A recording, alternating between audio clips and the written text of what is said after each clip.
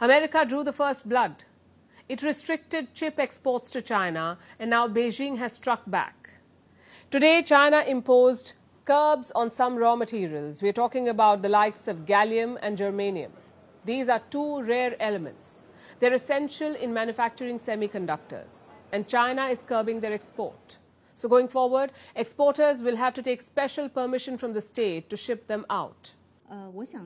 What I want to say is that China has always been committed to maintaining the security and stability of the global production and supply chain, and has always implemented fair, reasonable and non-discriminatory export control measures, and it does not target any specific country.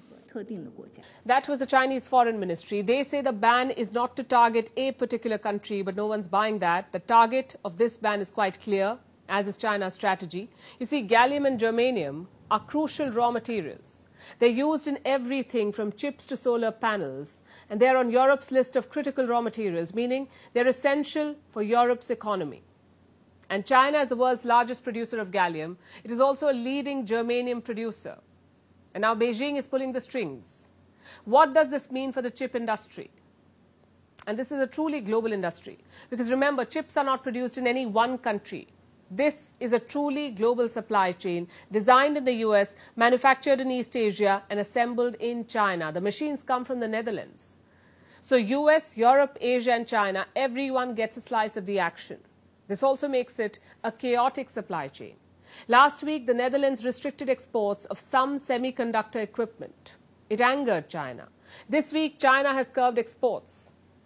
And now the West is worried.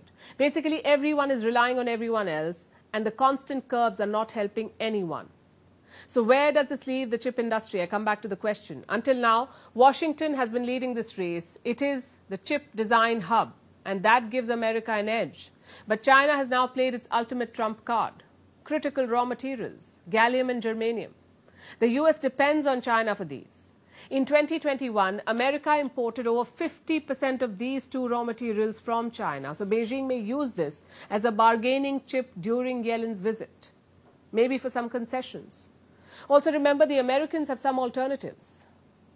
There are other producers like the UK, Germany and Belgium, which brings us to another question.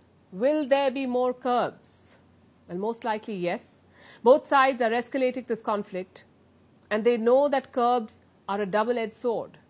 China may dominate the rare earths market. It may have all the raw materials, but curbing exports will affect its market dominance. So how long can they play this game? From the looks of it, it has just begun.